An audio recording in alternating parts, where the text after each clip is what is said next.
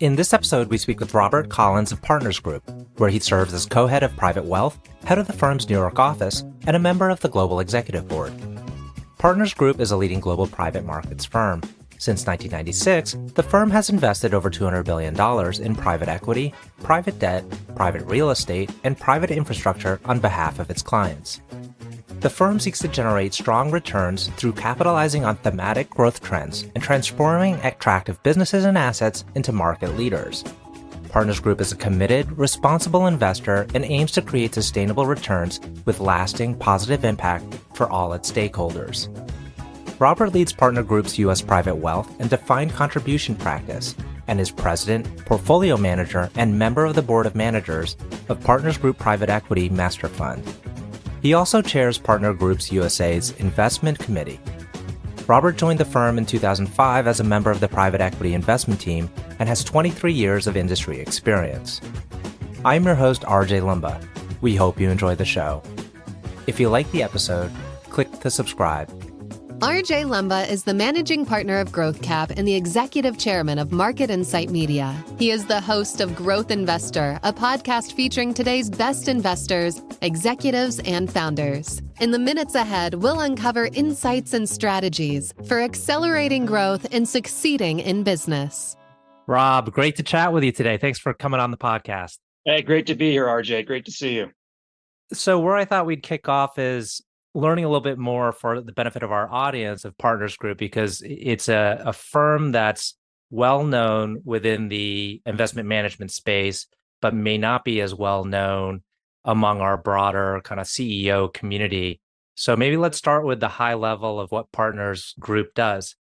Sure. Yeah, we're a private markets firm. So we were founded about almost 30 years ago. Three guys who had worked together at Goldman Sachs, and they wanted to do their own thing. They wanted to pursue their professional passions and build a firm that reflected their values. So they started Partners Group in '96 and focused on private equity initially. We've grown over time into adjacent private markets, private credit, private real estate, private infrastructure. It's a global firm, started in Europe, but have had a true global footprint for a couple of decades now. And I think known as innovators. So for those who know us, known as innovators in terms of how we invest. So we have a really broad investment platform where we're buying companies and assets ourselves. We're lending to companies or assets. We also have an indirect business or selectively committing capital to other private markets firms or active on the secondaries market. So it's a broad engine, which was pretty unique in many respects, still is unique today. And then we're known as innovators, I think, in terms of how we've run our company. First private equity firm to go public in 2006, for example. So we, for your CEOs, your founders out there, we do consider this to be a successful entrepreneurial story. And that's a bit of the thumbnail sketch. Lots of other things like 20 offices, 2,000 people, 150 billion under management, but that's kind of the high level, RJ. Yeah, I think the word that pops out is innovation, because I do remember when you were launching, and this goes back, I think maybe like 15 years ago, you were launching a new product into the market, and it is somewhat untested, but it turned out to be a huge success over time. Can you tell us about that? You're right. About 15, 16 years ago, we were asked by a multifamily office who had, individual investors and small institutional investors as clients, if there was a better way for them to get exposure to private equity, to private markets, because at that time, as probably many in your audience would appreciate, and still largely today, the way you invest in this market has been through these traditional drawdown vehicles, these 10 or 12-year limited partnerships, where the investors are the limited partners, the investment managers, the GP. And they're okay, but on the other hand, they really are a bit antiquated and don't fully address the needs of all investor segments. So if you think about these funds, they're you're committing capital, you have to deal with the complexity of capital calls and distributions and K1 tax reporting and high minimum investments and lack of liquidity. all of those impediments. So we set out to change that. And really, at the request of this multifamily office, a couple of multifamily offices in Seattle, for what it's worth, if anyone's in the Seattle audience. And yes, it was innovative. It was the first ever solution. So what we did was create the first ever SEC registered under the 40 Act fund. It's an evergreen fund, first purpose built solution for the wealth market. Never been done before. And, it's slowly, but then quickly in the last couple of years become a significant trend. So you've seen many firms like ours, small firms, mid-sized firms, and now the most well-resourced, largest private equity, private markets firms, develop solutions in this space. So we're proud of the role that we've played. It's a significant part of our business. The private wealth channel is a significant part of our business globally. Yeah, so that innovation, then we've done similar things in the 401k market. We've created the first private equity fund. So we've been innovative in terms of delivering the benefits, the assets of our particular private markets to these new segments. Yeah, I think it's an area. I mean, we have a lot of GPs in our audience as well. And a lot of folks are thinking through how to tap into whether it's the family office market or ultra high net worth market. Private wealth in general is a pool that hasn't been, fully penetrated or tapped into. And there's different ways of approaching that market or investor pool. What are some of the other innovations in the space that you think are interesting? And I'm curious to get your thoughts about some of these more online platforms that are trying to extend access. But broadly speaking, where do you think the kind of market is today in terms of ability to give access to kind of that private wealth space? Very broadly speaking, the theme is, life is too short. Okay. Life is too short. We all have only so much time, only so many resources. So if you can find a way to solve for the historic complexities of this marketplace, again, the complexities that come with these traditional commingled funds, these traditional drawdown vehicles, there's a huge market out there. So if you can build the right product, it's an enormous marketplace. If you just look at the largest pools of capital, the wirehouses, the Merrill Lynch's, the Morgan Stanley's, the UBS, the Wells Fargo advisors, and these are multi-trillion platforms each. And on average, their clients have 1 or 2% in private markets today. It's really underrepresented in their portfolios. If you just look at these stats, and probably many in the audience, small business owners understand this. If you look at the stats, 87% of 100 million revenue and above companies in the US are private, not public. So the private markets are growing, have been growing.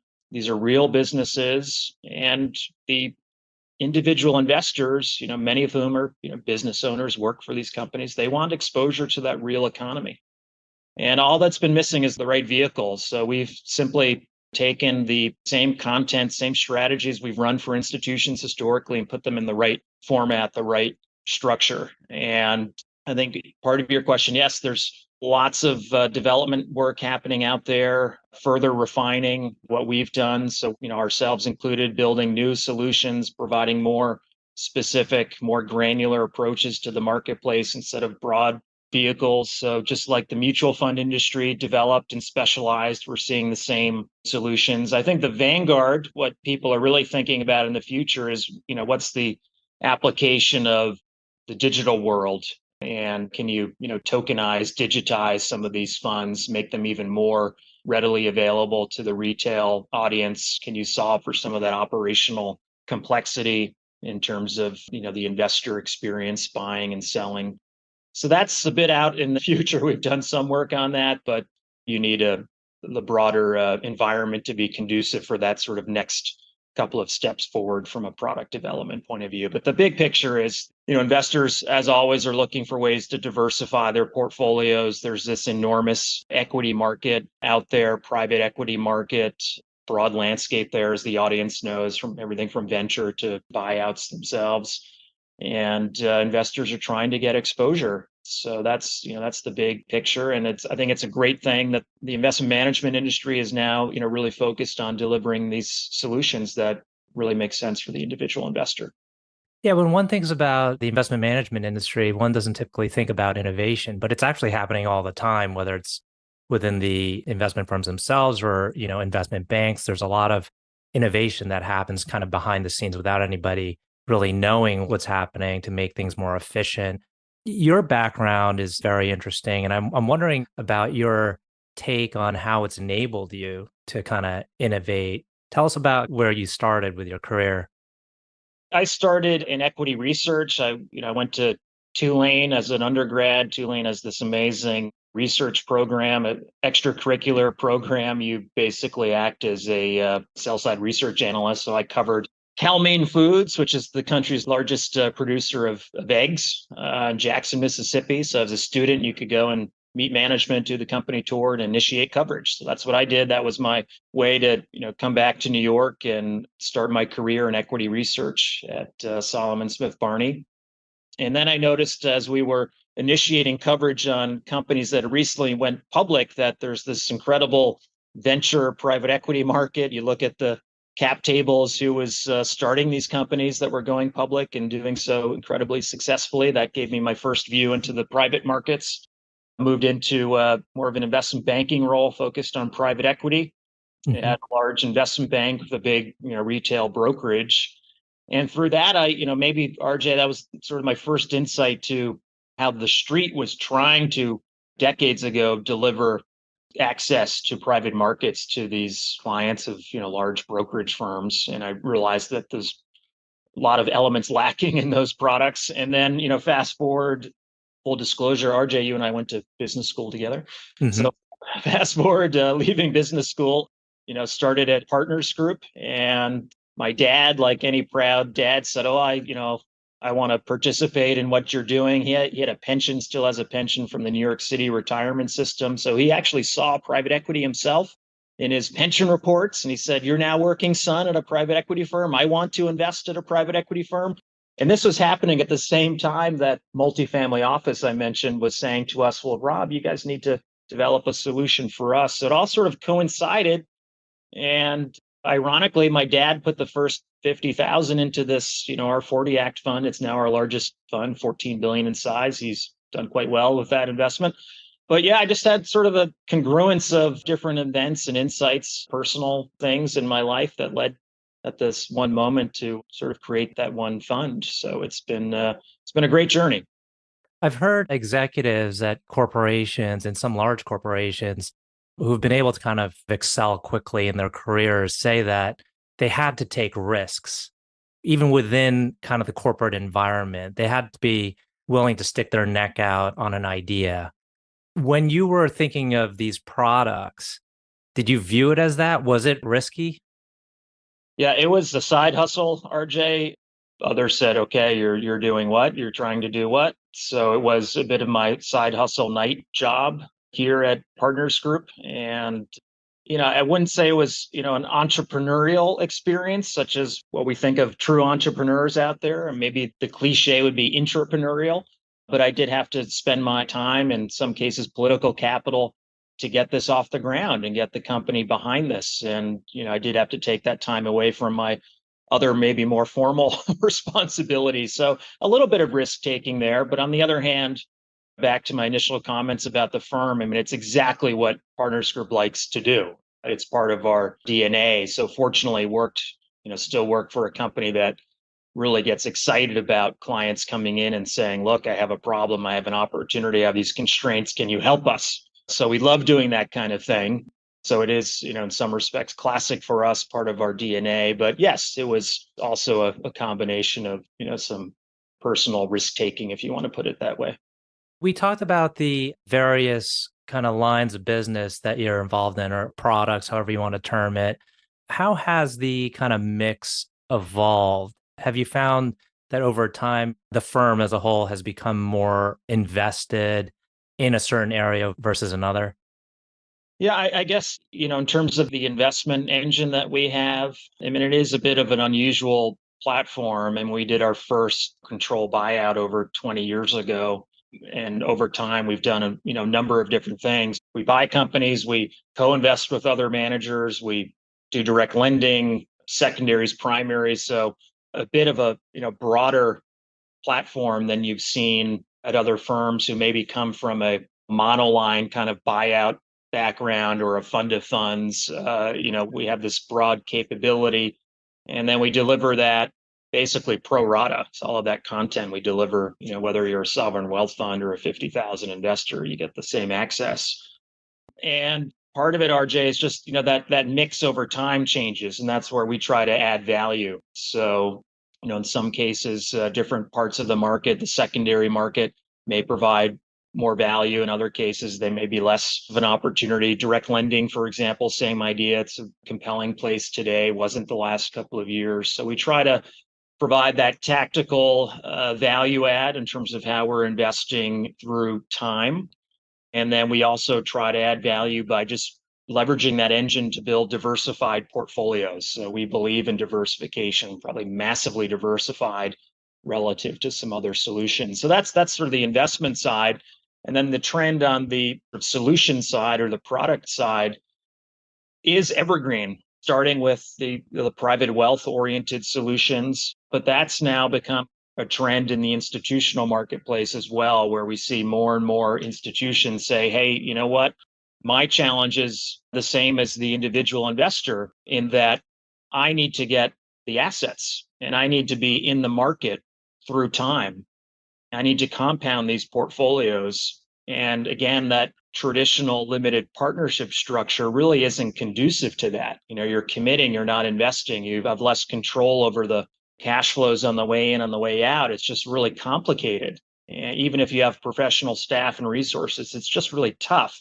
So this trend towards more permanent capital, evergreen type solutions where whether you're an institution or an individual investor, you can get exposure to these great assets that you can't necessarily find in the public markets, and then you can compound that exposure over the long term. So that's the other trend that we're seeing really across the investor universe. Mm-hmm. And in terms of the end markets you're investing in, the various sectors, whether it's like industrials or technology or healthcare, have you found that you've had a particular emphasis in certain sectors? We're trying to find winning companies in sectors that have above average GDP growth.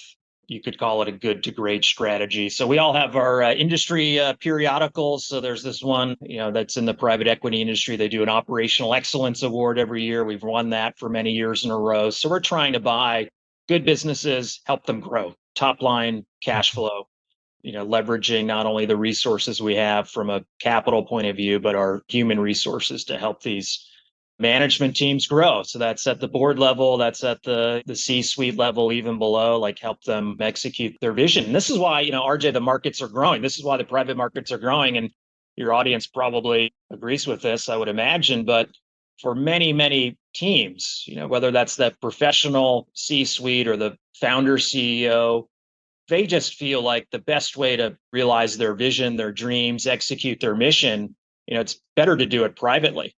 You used to have to make this trade-off. Like if I needed the resources, if I needed that seal of approval, I had to go public.